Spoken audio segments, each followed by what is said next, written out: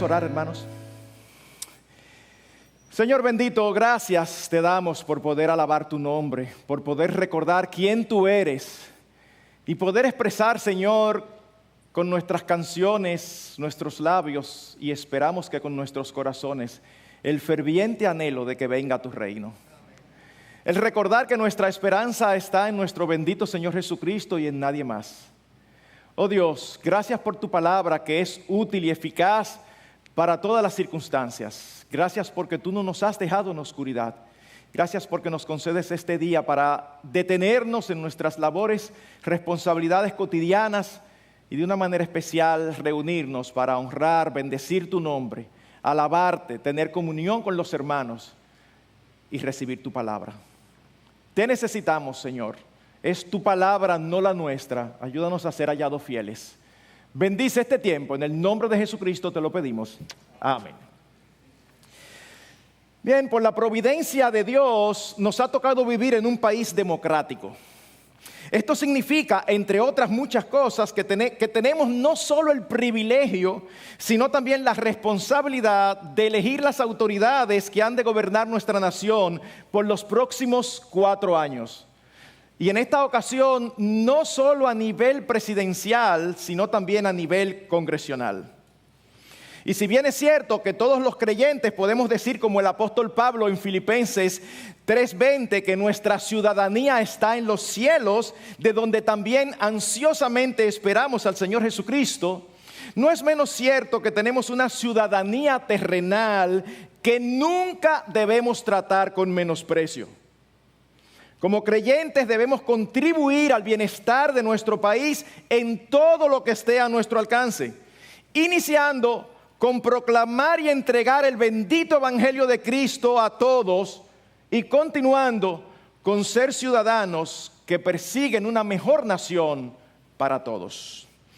En este sentido, el voto de cada creyente en capacidad de votar le permite contribuir con estos objetivos.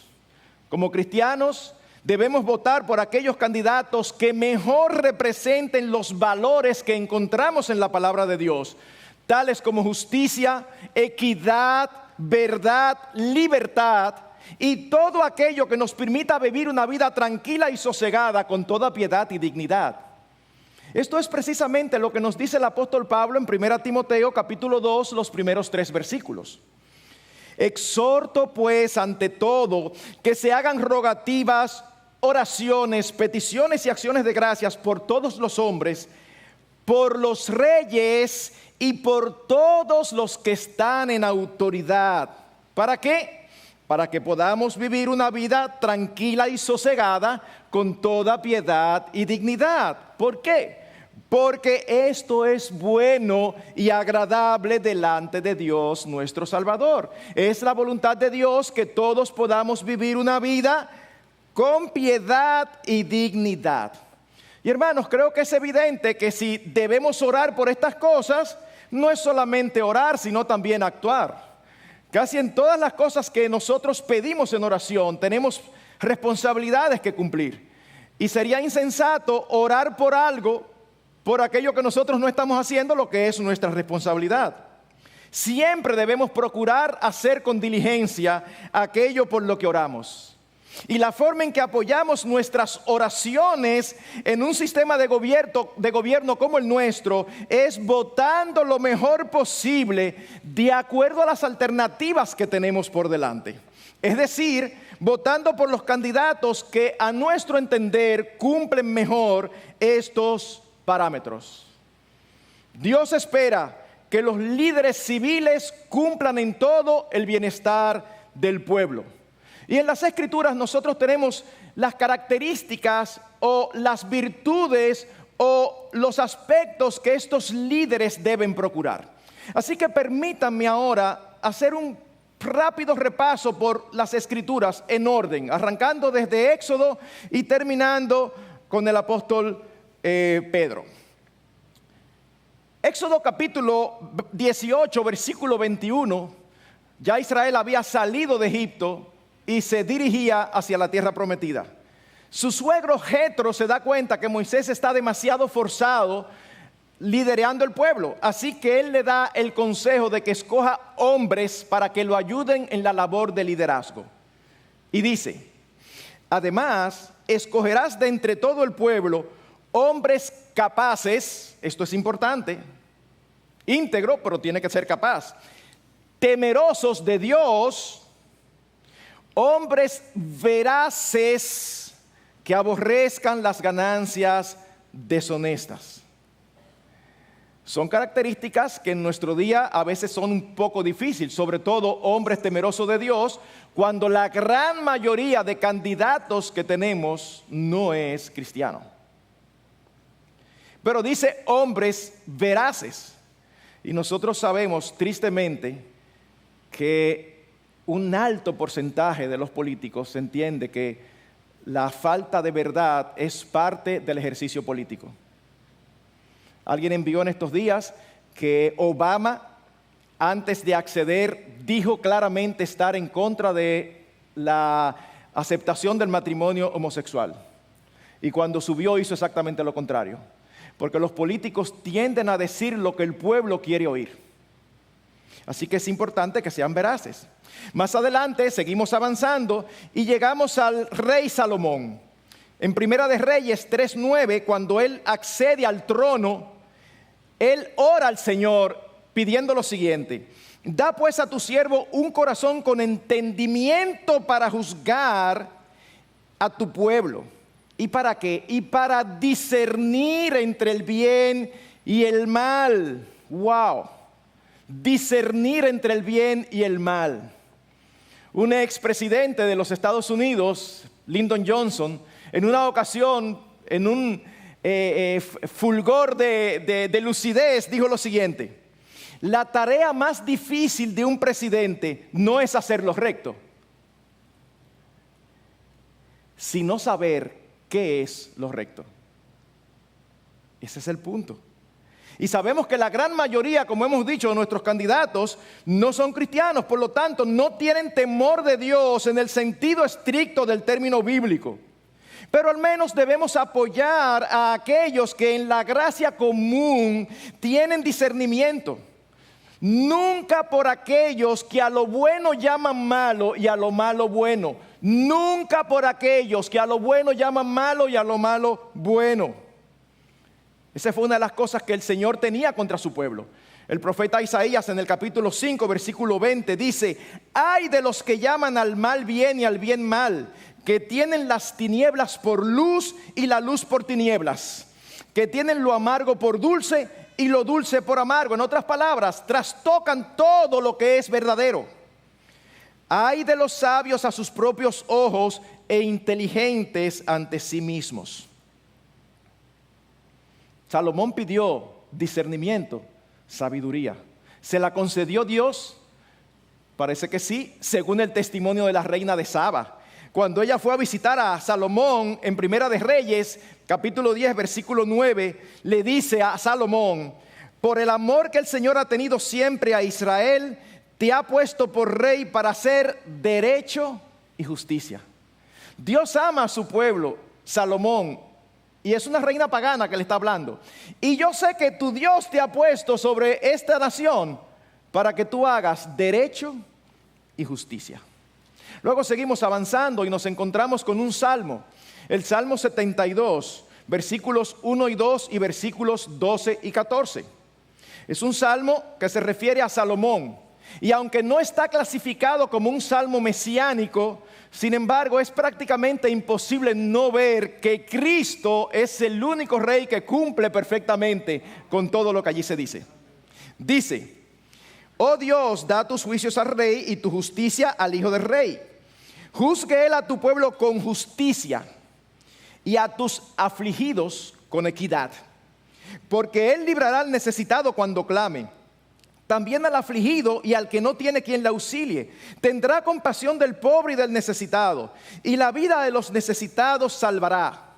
Rescatará su vida de la opresión y de la violencia, y su sangre será preciosa ante sus ojos. ¿La sangre de quién? La sangre de los afligidos, la sangre de los necesitados.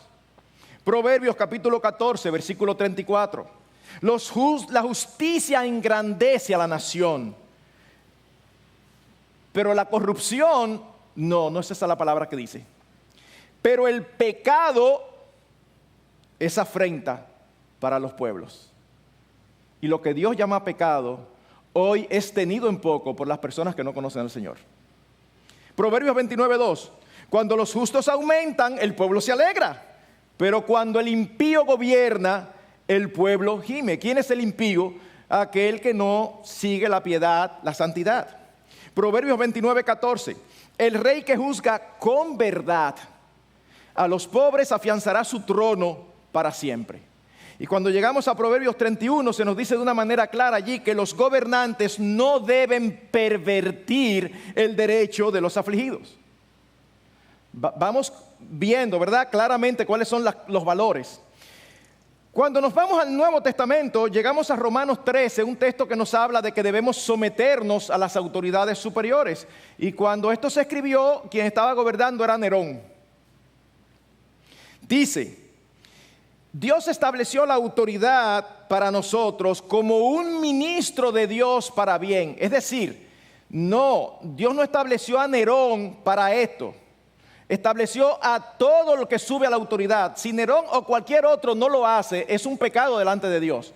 Pero el propósito de Dios al establecer autoridades es que éstas sean ministros de Dios para bien, o como dice Reina Valera, servidor de Dios para tu bien.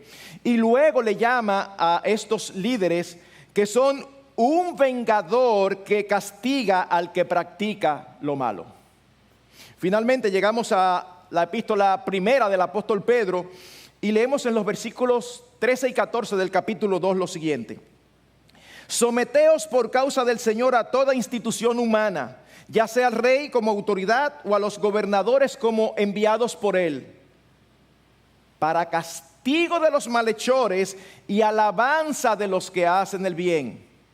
En la mente de Dios, Él diseñó las autoridades para que cumplan con esto: castigar a los malhechores y alabar a los que hacen el bien. Así que, hermanos, creo que es sumamente evidente que los valores que buscamos al elegir deben ser la justicia, el derecho, la verdad, la equidad y la libertad.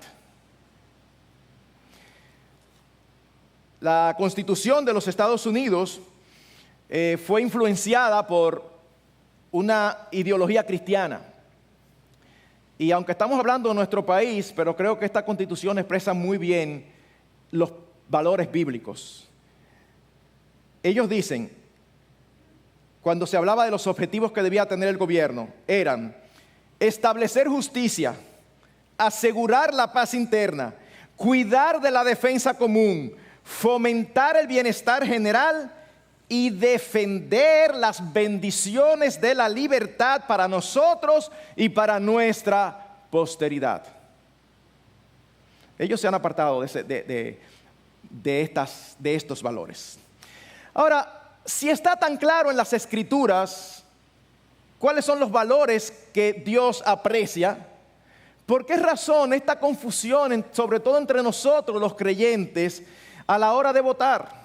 Bueno, mis hermanos, sencillo, porque cada uno de nosotros tiene aspectos de justicia favoritos a los que tendemos a dar mayor importancia, a aquellos prioritarios claramente establecidos por Dios. Ejemplo, y esta es una pregunta muy típica, pero yo no entiendo por qué el creyente debe dar más importancia al tema del aborto o al tema de la implementación de la ideología de género que al de la corrupción. Respuesta sencilla, después lo vamos a demostrar, pero respuesta sencilla: porque el Señor así lo hace.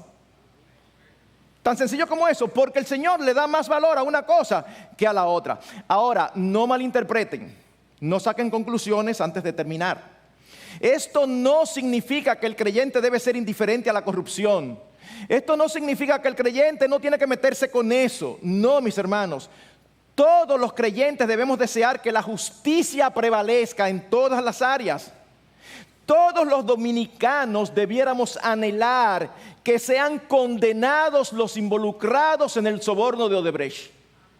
Todos los cristianos debemos anhelar eso. Todos debemos desear con todo nuestro corazón que los culpables siempre sean condenados y que los inocentes siempre sean absueltos.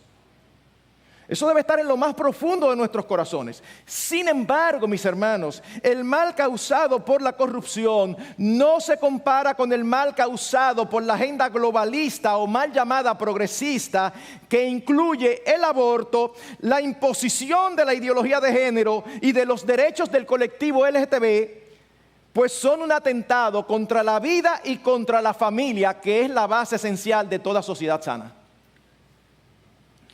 Cuando oigo a creyentes priorizando el tema de la corrupción por encima de estos valores para hacer la mejor de las construcciones, pienso que no son conscientes del todo del significado de esta agenda.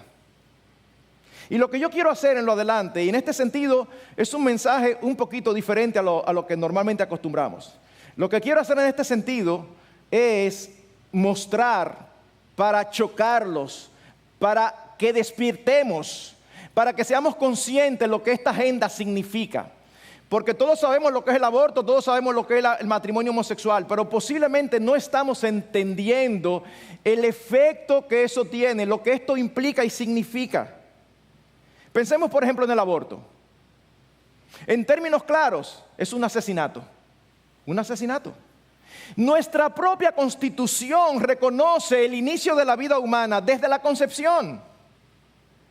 Sin embargo, con declaraciones ideológicas no científicas, a pesar de que se lo dicen con un cuadre que parece que están hablando de ingeniería cósmica, no es verdad. Se quiere justificar que el embrión es un producto, no un ser humano. Hermanos, de tapa a tapa de las Escrituras, nosotros vemos que Dios aborrece el asesinato. Cuando nosotros vamos a los 10 mandamientos, nosotros tenemos allí plasmado el carácter moral de Dios expresado en los mandamientos. Ah, pastor, así lo quería oír.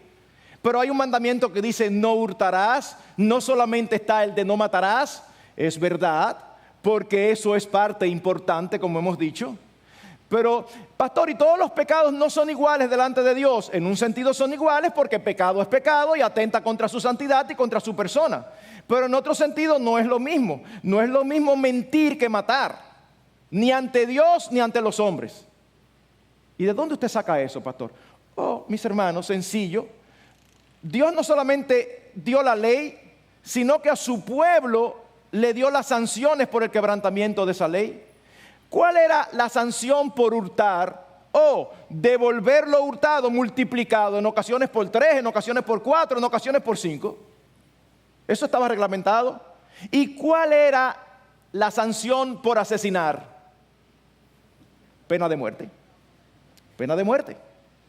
Ojo por ojo, vida por vida. Y eso no solamente está expresado en la ley. Antes de la ley, después del diluvio, Dios le dice a Noé en Génesis 9:6: el que derrame sangre del hombre, por el hombre su sangre será derramada, porque a imagen de Dios hizo él al hombre. Hermanos, delante de Dios la vida de un ser humano es sagrada, porque es la única criatura en toda la faz de la tierra que lleva en sí la imagen de Dios impresa. Más nadie, ningún animal, ninguna planta, ningún ser vivo. El único ser vivo que lleva la imagen de Dios impresa en sí mismo es el ser humano. Y es por esto que la preservación de la vida es un valor prioritario a los ojos de Dios. Y lo vemos vez tras vez. ¿Ustedes recuerdan cuando el pueblo era esclavo en Egipto y empezó a multiplicarse de una manera peligrosa? Faraón, el hombre más poderoso de la época, llamó a las parteras hebreas y les dio la orden de que cuando nacieran niñas hebreas no había problema, pero cuando nacían varones tenían que matarlos. Las parteras hebreas no obedecieron. Y cuando Faraón les pregunta, hermanos, no le está preguntando el supervisor, el hombre más poderoso de la época, les pregunta, ¿y yo no le dije a ustedes que mataran a los varones? Es que las hebreas son diferentes que las egipcias, son muy fuertes. Cuando nosotros venimos a llegar, ya han dado a luz. Yo no quiero meterme aquí porque no es el tema, en el aspecto ético de si es lícito o no esta mentira por la preservación de vida. No quiero meterme en ese aspecto. Pero sí es evidente que en ningún momento aparece un llamado de atención a ellas por haber dicho eso. Y sin embargo, en Éxodo 1:15 al 21, en una porción dice, y Dios favoreció a las parteras. Y luego dice, y sucedió que por haber las parteras temido a Dios, Él prosperó sus familias, porque ellas pusieron sus vidas en juego por preservar la vida humana. Más adelante, cuando David andaba huyendo de Saúl con sus hombres, con mucha hambre, llegan donde Ahimelech, el sumo sacerdote. ¿No tienes algo por ahí? Estamos hambrientos. Y el sumo sacerdote dice, ahí lo que están son los panes consagrados que solamente pueden comer los sacerdotes. Lo de la semana pasada, yo te lo puedo dar por la situación. Y nosotros sabemos el cuidado que Dios tenía con las cosas sagradas. Y quien deduce que esto estuvo bien hecho, no somos nosotros, es el Señor Jesucristo. Cuando sus discípulos andaban arrancando espigas en el día de reposo, y los fariseos le decían, ¿y por qué arrancan espigas? Y el Señor le dice, ustedes sí son hipócritas. Es un asunto de necesidad, es un asunto vital. Estamos hablando de vida, preservación de vida. Hermanos, Dios aborrece el asesinato de hombres y mujeres y también aborrece el asesinato de niños y de bebés que aún no han nacido. Pastor, pero yo creo que usted no está tomando en cuenta que aquí en el país no se quiere legalizar el aborto libre, sino solamente en 3 causales, que son muy razonables, por cierto. Ajá. ¿Cuáles son esas 3 causales? Bueno, cuando está en riesgo la salud de la madre, cuando el embarazo ha sido fruto de una violación y cuando el bebé viene con problemas de salud. Pero mis hermanos, en cada uno de estos casos hay soluciones mejores. En primer lugar, los médicos siempre en nuestro país deben tratar de salvar las 2 vidas. Y el testimonio que nosotros tenemos de doctores serios es, primero, que son muy escasos los casos donde realmente se presenta esa alternativa. Y segundo, que cuando se pierde el bebé por priorizar la vida de la madre, no hay consecuencias penales hacia el médico. Y tenemos médicos aquí, aún ginecólogos, que pueden testificar eso. En un momento determinado, en una situación complicada, el ginecólogo está ahí fajado y en un momento determinado toma la medida que le preserva la vida a la madre, aunque eso implique la pérdida del bebé, ¿no tiene sanciones por eso? Es diferente a inmediatamente, mata al bebé para... Pero espérate, porque es un asesinato. Bueno, pastor, está bien, pero usted sabe lo duro. ¿Y si el embarazo ha sido fruto de una violación? Mis hermanos, eso es una desgracia, eso es una barbaridad, eso es un crimen. Que si de mí dependiera, y no lo depende obviamente, yo estaría de acuerdo con pena de muerte para los violadores. No, los derechos humanos y los principales que están a favor del aborto están en desacuerdo con que haya pena de muerte para el violador. Pero es que yo no estoy entendiendo lo que aquí está pasando. O sea, hay un crimen y la solución es matar al que es 100% inocente, al bebé. No, por favor. ¿Serio? ¿Te resulta lógico? Porque tú quieres matar a alguien para que se haga justicia. Bueno, ahí está el violador. No, porque es una persona. ¿Y el bebé qué es? Hermanos, en Argentina y en otros países, en caso de violación, la mujer no está obligada a denunciar al violador. Solamente es suficiente que alguien diga que su embarazo fue fruto de una violación y ya. No hay que confirmar nada. O sea que facilita casos que no son reales. Pero por otro lado, existen otras vías que respetan la vida. ¿Cómo cuál? Como darlo en adopción. Darlo en adopción. Pero por otro lado, la tercera causal, viene con problemas el bebé. Y si estamos de acuerdo en matar un bebé que viene con problemas, ¿Estás de acuerdo en matar a un bebé que ya nació con problemas? No. ¿Y cuál es la diferencia? ¿Hay algo mágico? ¿Hay vida después que sale del vientre de la madre? No. Pero ¿saben otra cosa? Y eso no es que nos lo contaron, es que nosotros hemos oído testimonios de casos donde los médicos han dicho, no tiene la más mínima probabilidad de sobrevivir. Y por ahí andan las evidencias de 10, 12, 14 años como si tal cosa. Si se hubiera asesinado, nunca se hubiera sabido que el médico no tenía razón. O que se le había dado la oportunidad para que Dios hiciera un cambio, un milagro. Así que mis hermanos, no, de verdad. Nosotros no somos Dios y no es nuestra prerrogativa decidir quién vive y quién no. No importa cuáles sean las circunstancias. No es nuestra prerrogativa. Pero aparte de esto, además de que los argumentos para el aborto en estas tres causales son incorrectos, la realidad documentada, ustedes lo pueden buscar donde quiera, es que en todo lugar donde se ha despenalizado inicialmente por estas causas, ha aumentado enormemente por cualquier razón. Eso está ahí. Pensemos en España. Despenalizó el aborto en 1985 por varias causales. Y desde ese momento las cifras no han parado de aumentar. 16,000 en 1987. De ahí pasó a un promedio entre 90 y 100,000 en los últimos años. ¿Y qué sucedió en el 2010? Legalizaron el aborto hasta las 14 semanas. Hermanos, busque en internet una sonografía de un bebé de 14 semanas. Y dígame si a usted le parece que es un cúmulo de células. Pero ¿qué pasa? Bueno, que la población se va cauterizando, la conciencia se va cicatrizando y ya no es nada. En España, de 14 semanas para abajo, como decimos nosotros los dominicanos, por un quítame esta paja es suficiente. ¿No te gustó? Ya, déjame abortarlo. En Cuba se legalizó el aborto en el 1968 y desde entonces ha ido aumentando. En el 1968, por cada 100 nacimientos se hacían 11 abortos. ¿Ustedes saben a cuánto subió esa cifra en el 2013? Por cada 100 niños que nacían en el 2013 en Cuba, se abortaban 67. Es espeluznante.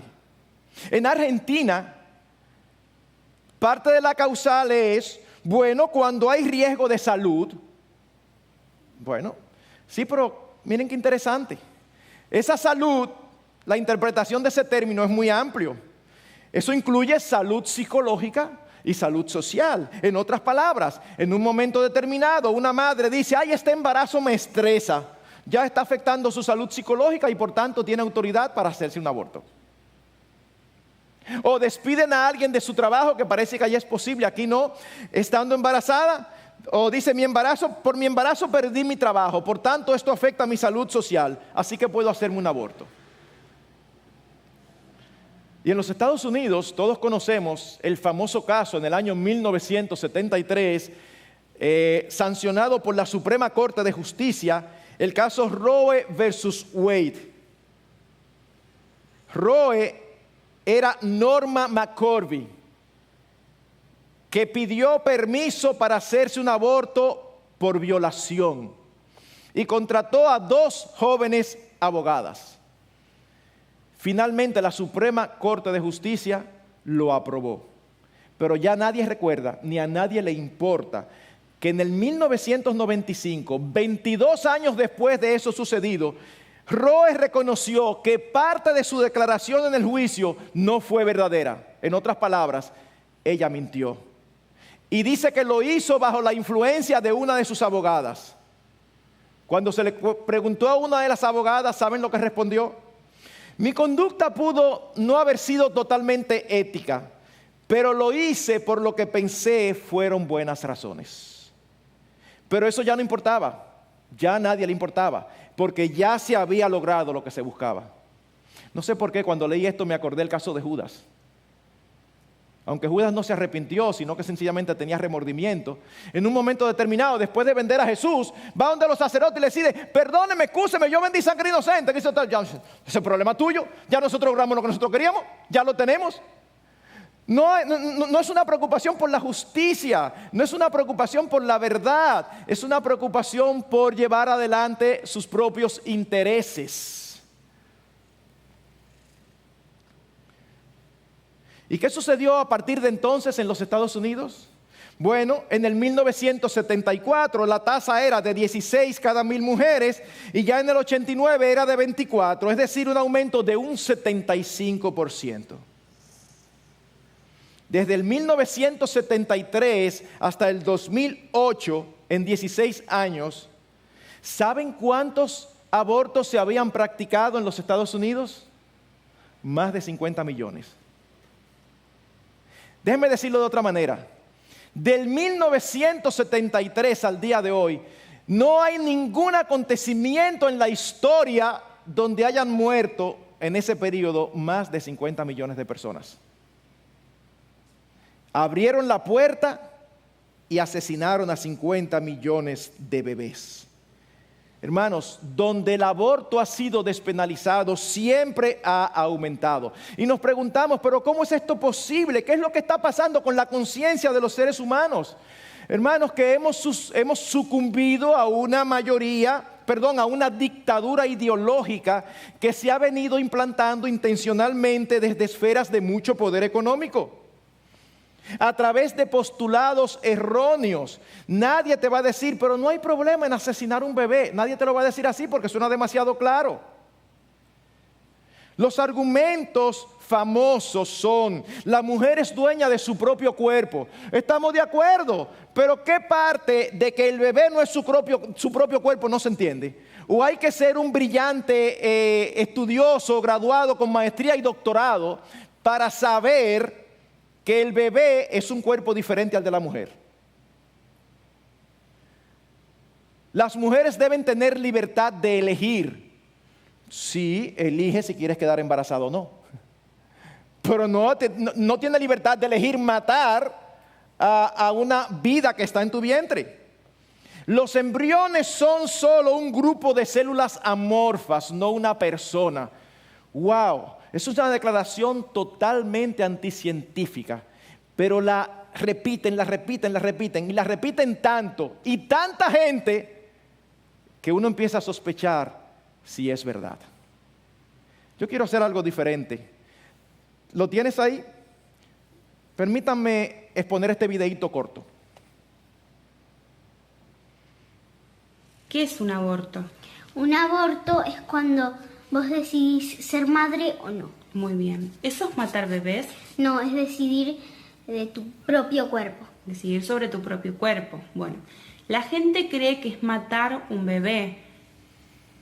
¿Es matar un bebé? No, es un embrión. Un embrión. No tiene forma. No es un humano, no es un bebé, no es nada. Ustedes y a mi mamá me enseña y yo pregunto. Ese comentario no está bien hecho. ¿Que seas mujer significa que tenés que ser madre? No.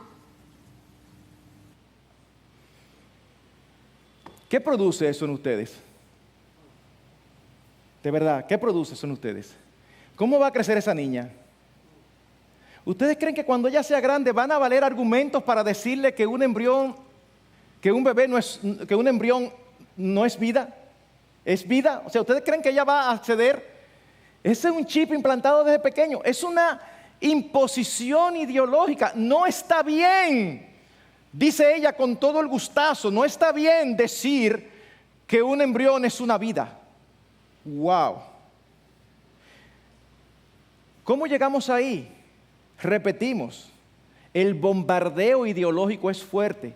Muchos de los medios de comunicación están al servicio de grandes poderes económicos y agendas internacionales. No solo en Estados Unidos o en los países industrializados, en nuestros países también. el 14 de junio del 2017, salió un artículo en el periódico Hoy, porque en ese entonces la legalización del aborto en esas causales fue detenida en el Congreso. Y oigan con el orgullo que este autor escribe. Título: Aborto por las 3 causales y la lista de los senadores retrógrados en contra. Entre las cosas que dice el artículo, dice: apoyar las 3 causales del aborto es enfrentar el embarazo de las adolescentes a destiempo. O sea que la forma de detener el embarazo a destiempo de las adolescentes no es diciéndole que se abstengan de relaciones sexuales, no. Es que den rienda suelta a lo que ellas quieran, y si son embarazadas no hay problema, se lo quitamos para que puedan seguir viviendo. Apoyar las 3 causales del aborto es actuar con ética en materia de salud. ¡Ética! Mis hermanos, es que son unas declaraciones que son antagónicas en sí mismos. El juramento hipocrático te lleva a salvar vidas, no a matarlas. ¿Cómo va a ser ético? Sigue diciendo: apoyar las 3 causales del aborto es respetar los derechos humanos de las mujeres. ¿Y quién respeta los derechos humanos de los bebés? Y luego, ¿sabe lo que hace?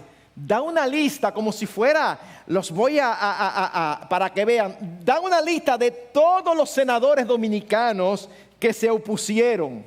Y termina diciendo: es una vergüenza que el Senado de la República Dominicana sea tan retrógrado y que no le importe la vida ni la salud de las mujeres. ¿Ustedes saben qué cantidad de personas leen esto y lo compran? Y tristemente, a veces hasta creyentes. ¡Wow! Hermanos, sin ser paranoicos ni adoptar teorías de conspiración, nosotros podemos afirmar con toda certeza que es una agenda mundial impulsada por sectores autodenominados progresistas. ¿Quieren que les dé un ejemplo? No un ejemplo de hace mucho, un ejemplo actual. Mis hermanos, en medio de la pandemia, la ONU se reúne, ¿saben para qué? Para definir las prioridades del destino de los fondos de los recursos obtenidos para la reconstrucción del desastre por el coronavirus. Las reuniones para eso. Y oigan lo que dicen ellos dentro de las conclusiones para saber cómo van a redistribuir esos fondos por esta emergencia del coronavirus. En un momento de una crisis sin precedente provocada por el coronavirus, nos comprometemos a asegurar para el 2030 el acceso universal a los servicios de salud sexual y reproductiva. Una vez más, para los que no lo saben, la ONU utiliza, y muchos otros organismos, salud sexual y reproductiva es un eufemismo. Eso significa aborto.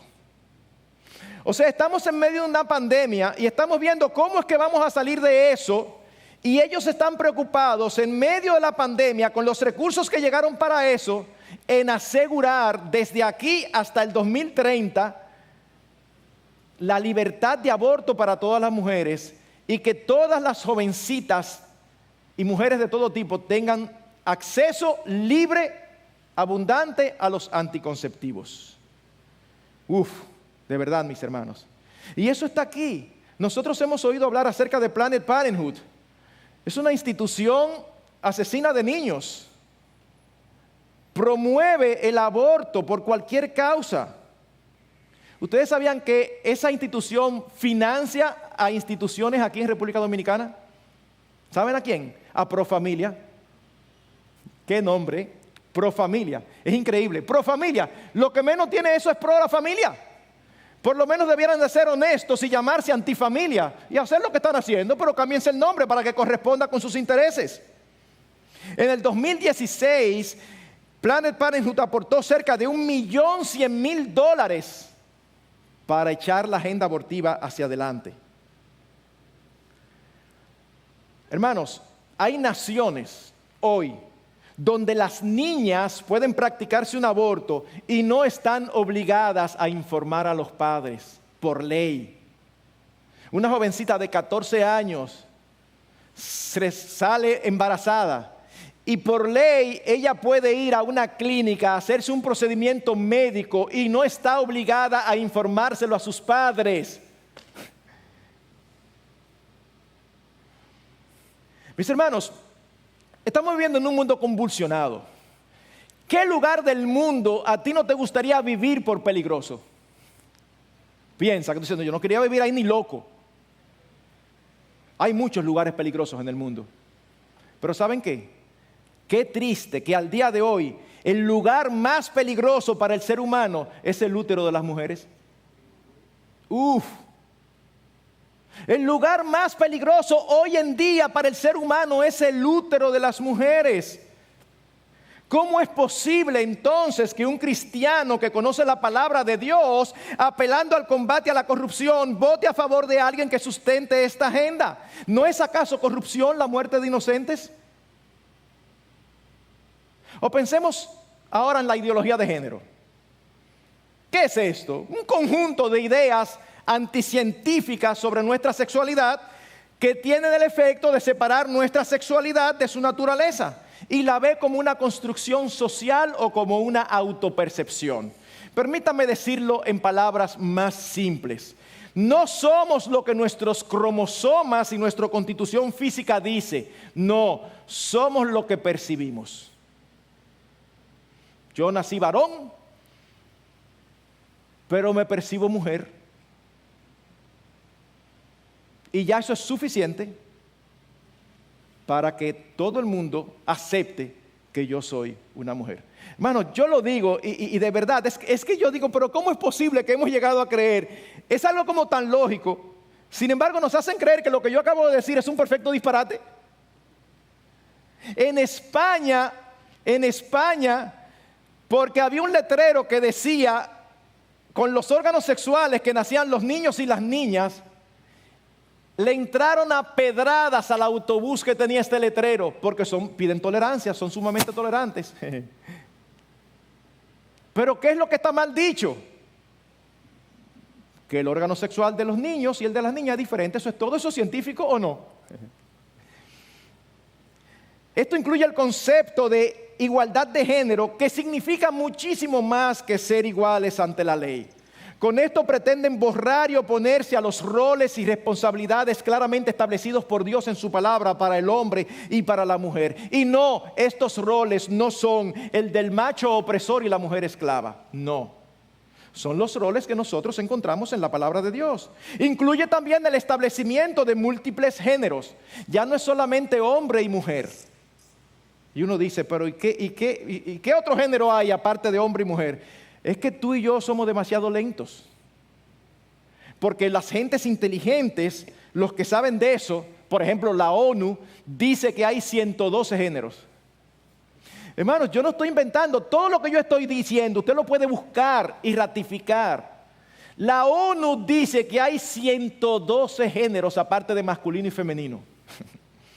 ¿Y cómo inicia toda esta implantación en las sociedades? Con políticas que parecen inocentes. La frase igualdad de derechos para todos es una frase con la que nosotros estamos de acuerdo. O sea, como cristianos no vamos a estar de acuerdo con igualdad de derechos para todos.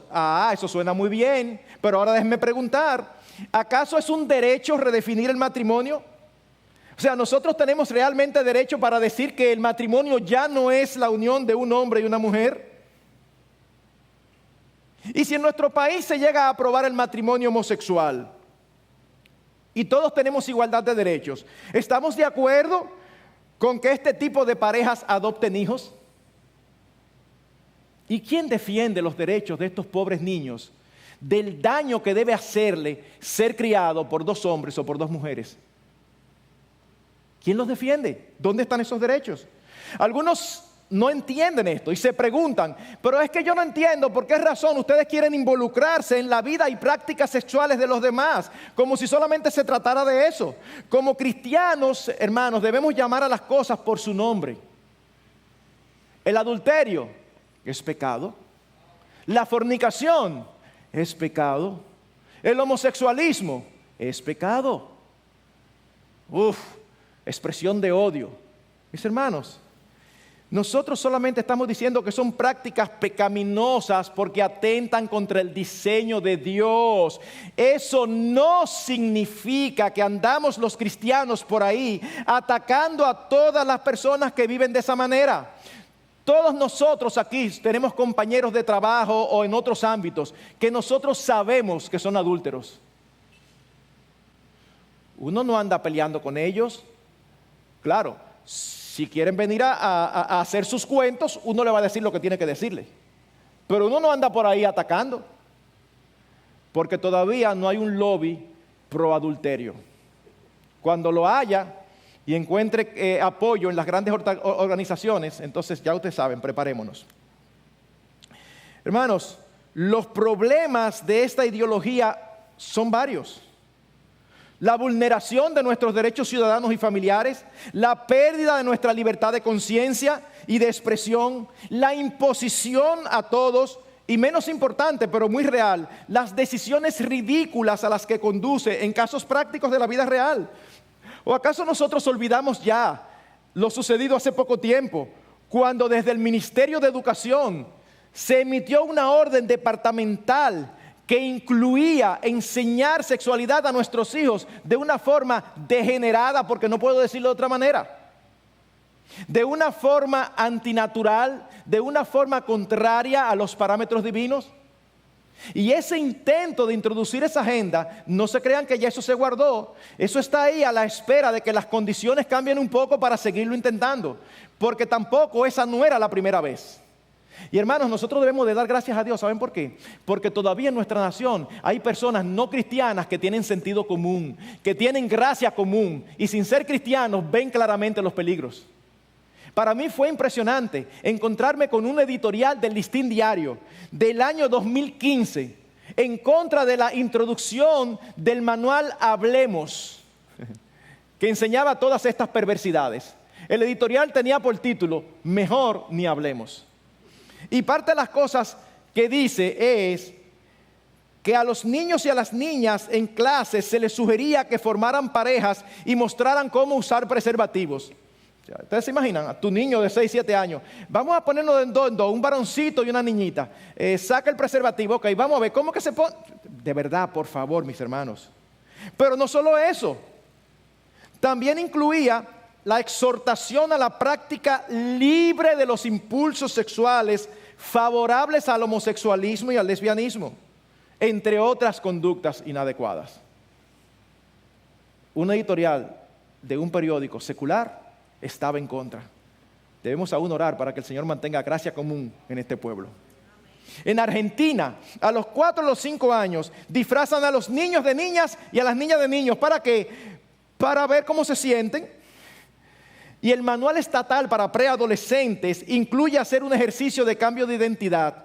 Además de eso, se quiere impulsar el lenguaje inclusivo. ¿Cuál es el lenguaje inclusivo? Todes, para no tener que decir todos y todas. Hermanos, entonces, todos el miércoles nos reunimos aquí en el culto de oración, por favor. En Canadá se aprobó en el Senado una ley que incluye multa y cárcel por usar pronombre de género que no corresponden a la identidad del género subjetivamente determinado por una persona. Mis hermanos, está sucediendo hoy. En Canadá tú te topas con alguien que dice ser, siendo hombre, dice ser mujer, y tú le dices él, y tú insistes en decirle él, tú puedes ir preso. De verdad, es incomprensible. En California se condena a 1 año de prisión a quienes usan pronombres inadecuados para referirse a ancianos que no se sienten identificados con su sexo biológico. Tú tienes un hombre de 70 años, pero que él dice que es mujer, y tú te rehusas a llamarlo ella, tú eres pasible de ir preso. En Francia, hoy por hoy, en los colegios se cambió el nombre de padre y madre. ¿Sabe por qué? Ahora son progenitor 1 y progenitor 2.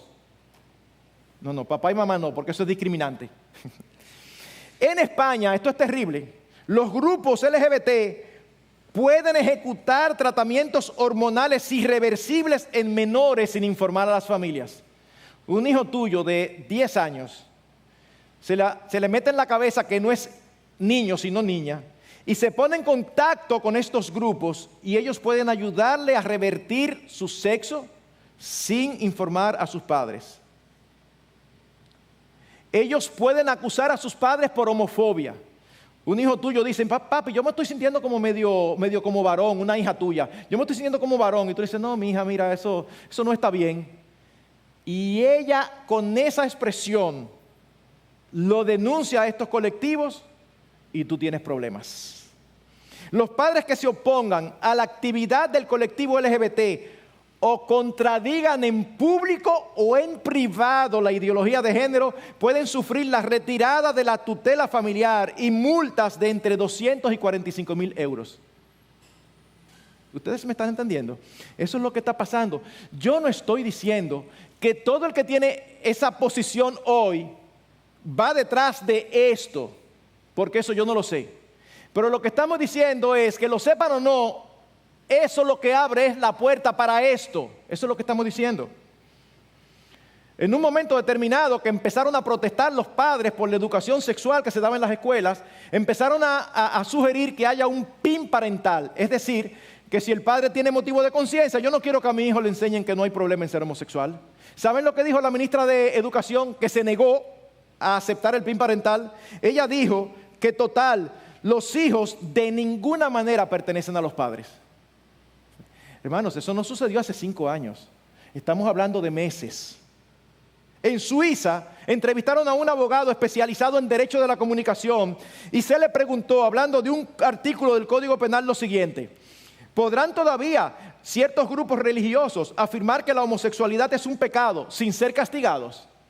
Respuesta: si lo hacen dentro de la comunidad, dentro de un círculo pequeño, no pueden ser castigados. Sin embargo, si estas declaraciones se hacen en público para ser escuchadas más allá de la comunidad, podría ser un delito. ¿Y cómo se hace si nosotros predicamos aquí acerca de eso y sale por internet y estamos en Suiza? Nos mandan a buscar, preso, ni siquiera por opinar, solamente por leer la Biblia, presos. Hermanos, repetimos, el tema de la corrupción es importante, pero nadie nos está obligando a aceptarla. En cambio, esta ideología incluye la imposición a todos. Todos los estados de Occidente están impregnados en mayor o menor grado por la agenda de género. Y muchos tienen que pagar con sus impuestos para establecer sus postulados. En el 2019 en México se presentó una reforma a la ley de salud proponiendo que las operaciones de cambio de sexo se realizaran gratuitamente en los hospitales públicos del país. Así que posiblemente tú tienes un accidente y vas y no se encuentra mucho quién te va a atender. Pero si tú vas a hacer una cirugía de sexo, aparece y te sale gratuito. No solamente incentivan a todos a legitimar sus preferencias sexuales, a cambiar de género y otras aberraciones, sino que al mismo tiempo tratan de impedir que los que ya han adoptado esas ideologías se arrepientan. En algunos países es ilegal tratar de ayudar a un homosexual a ser heterosexual. Y uno dirá, pero si él quiere, yo me di cuenta que esto fue un error de mi vida, como ha sucedido. Yo quiero volver a la normalidad. Mucho cuidado el que lo ayuda, porque eso está sancionado. Hermanos, no es una ideología pasiva, pretende ser una dictadura ideológica. ¿Y qué de las situaciones ridículas a las que lleva? Bueno, esto es un hecho real, mis hermanos. En Argentina, los hombres se jubilan a los 65 y las mujeres a los 60. No sé por qué, porque si hay igualdad, no entiendo, pero es así. ¿Saben lo que sucedió? Un hombre llegó a los 60, estaba loco por jubilarse. Tenía que esperar 5 años más. Se le prendió el bombillo. Me declaro mujer. Se declaró mujer. ¿Y saben qué? Prosperó. ¡Prosperó! ¡Lo jubilaron! En Estados Unidos se dio una de esas peleas de artes marciales entre un trans y una mujer. La mujer terminó con una conmoción cerebral y el cráneo roto. Ella dijo, yo he luchado con muchísimas mujeres y nunca sentí la fuerza como en el contrincante como esta noche. Nunca me he sentido tan dominada en mi vida. Y dice ella, y soy una mujer anormalmente fuerte por derecho propio. Sin embargo, ¿qué sucedió? Que estaba peleando con un hombre. Eso fue lo que sucedió. Pero esa declaración que yo he hecho en otro país, hermanos, de verdad, esto no es juego. Esa declaración que yo acabo de hacer en otro país puede causar que me vayan a mi casa a buscar, detenido. En Inglaterra había alguien preso por violación. Y en un momento determinado dijo que él se sentía mujer. Así que lo trasladaron a la cárcel de mujeres y allí abusó de varias mujeres. Pero añádale a esto, mis hermanos, la intención clara de descalificar nuestros privilegios ciudadanos por ser cristianos. Traducción: por tener dogmas diferentes a los de ellos. Porque nosotros tenemos dogmas, igual que ellos. 17 de este mismo mes, en un diario digital apareció un escrito de una reconocida articulista. Ella decía lo siguiente: muchos dirigentes religiosos argumentan que su deber es promover valores. Es cierto, excepto que el lugar para promoverlos son las iglesias, no el gobierno, ni los partidos políticos, ni los candidatos. En otras palabras, nosotros solamente podemos hablar aquí en nuestras iglesias, ellos pueden hablar donde quiera. Y ellos se olvidan que nosotros somos ciudadanos también. Somos ciudadanos con valores diferentes a los de ellos y con el derecho dado por nuestra Constitución para expresarnos libremente. Pero peor aún, añade declaraciones que en sí mismas no se sustentan. Dice: el dogmatismo religioso es eminentemente antidemocrático porque no permite la coexistencia pacífica de distintas posiciones. El cristianismo, o sea, ¿cuándo tú has visto una manifestación cristiana, que de por sí son pocas, haciendo desorden, rompiendo propiedad privada o dando exhibiciones inmorales? El año pasado creo que fue cuando fuimos a manifestarnos frente al Ministerio de Educación. Todo el mundo tuvo que reconocer que fue una manifestación diferente. Habíamos miles de creyentes allí. Y cuando nos fuimos, los creyentes limpiamos el lugar. Y quedó que parecía que no había habido manifestación ahí. ¿Cómo dice que la coexistencia pacífica, cuando los que quieren violentar nuestras conciencias y nuestras vidas son ellos, porque no afirmamos lo que ellos afirman? Quieren suprimir nuestra libertad de hacer y de decir lo que Dios dice a la vez, y a la vez quieren obligarnos a aceptar como bueno lo que Dios dice que es malo. Hermanos, quieren que nosotros reconozcamos como bueno lo que Dios dice que es malo. James Dobson, en su libro Cómo criar a los varones, resume un largo artículo de una feminista. Y él dice, lo que ella está diciendo es lo siguiente: si protegemos a los niños del condicionamiento social y religioso, la gente será libre para desempeñar los papeles sexuales que existen y cambiar de papeles de acuerdo con sus preferencias. En otras palabras, tenemos que lograr que los niños no sean educados contrario a esos valores que nosotros tenemos. ¿Para qué? Para que los niños desde temprano puedan hacer con su sexualidad lo que a ellos se les ocurra.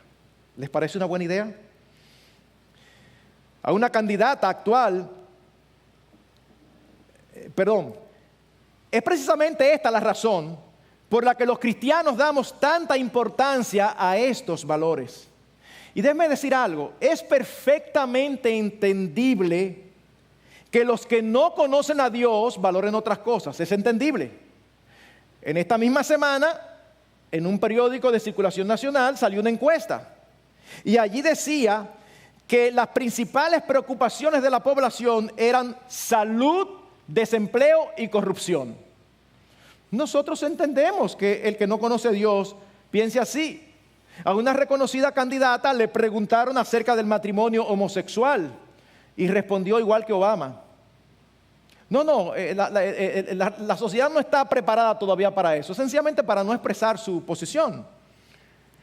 Y algunos de los comentarios que yo leí a sus respuestas eran estos: aquí hay personas con doble vida, esa no es la prioridad de República Dominicana en estos momentos. Otro dijo, este no es un tema de estos momentos, con tantas deficiencias en nuestro sistema. Otro, lo preocupante es que haya personas que den más importancia a con quien usted se acuesta que a otros problemas que agobian a la sociedad dominicana. Ellos no tienen valores. Hermanos, son cosas muy importantes en toda la nación, de verdad que sí. Pero hay valores que lo son todavía más, como hemos visto hasta ahora. Y al creyente que conoce la Escritura no le luce pensar así. Hermanos, de verdad, al creyente verdadero que conoce su Biblia, no le luce pensar de esta manera. No debemos votar porque tenemos conexiones con un partido o con un candidato que nos asegure un trabajo. No, el cristiano debe priorizar el bien general por encima del individual.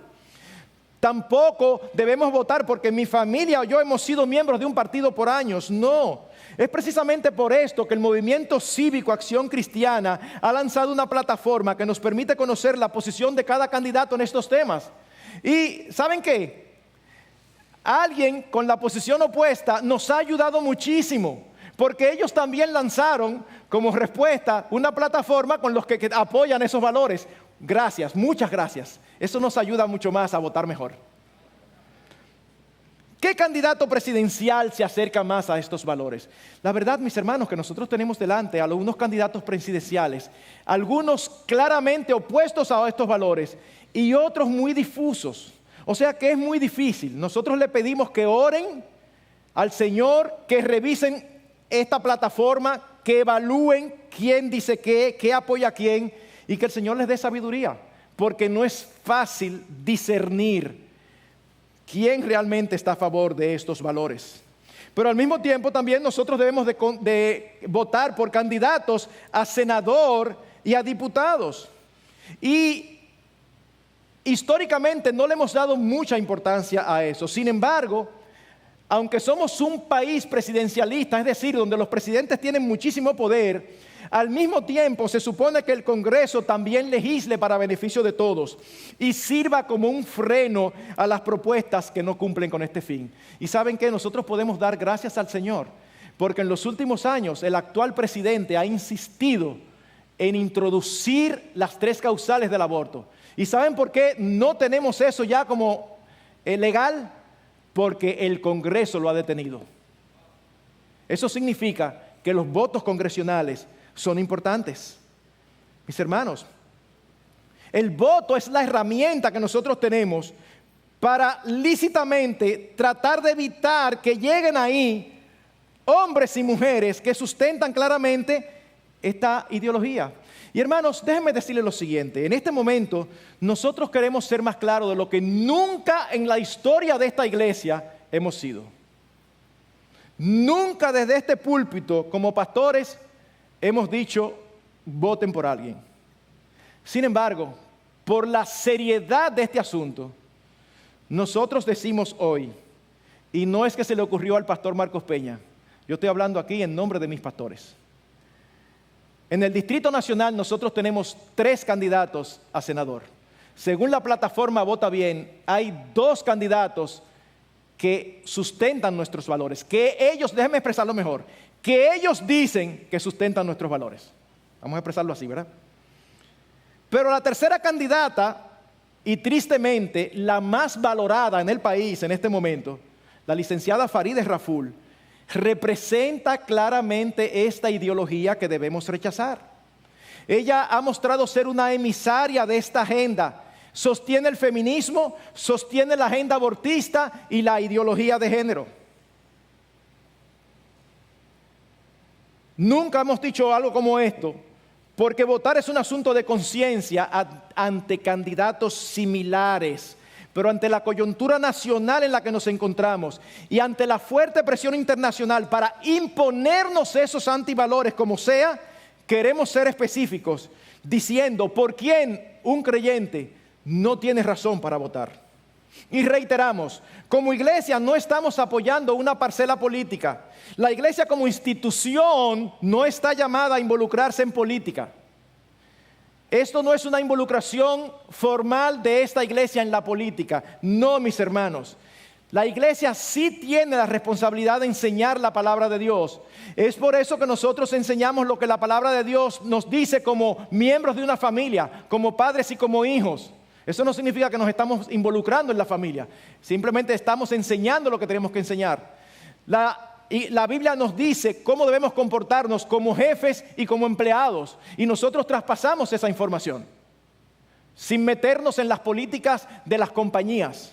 Bueno, pues la palabra también nos dice como ciudadanos cuáles son los valores que nosotros debemos perseguir y cuáles son los valores que debemos rechazar. Y es precisamente esto lo que nosotros estamos haciendo. Debemos ser conscientes que esta agenda va en contra de nuestra Constitución. Esta agenda dice que nuestra Constitución, dice que la vida se inicia desde la concepción. Por tanto, debe todo el mundo aquí en este país reconocer el aborto como asesinato. Nuestra Constitución reconoce el matrimonio como la unión de un hombre y una mujer. Por tanto, todos deben estar en contra del matrimonio homosexual. Y nuestra Constitución reconoce la patria potestad sobre nuestros hijos en contra del adoctrinamiento estatal sobre ellos.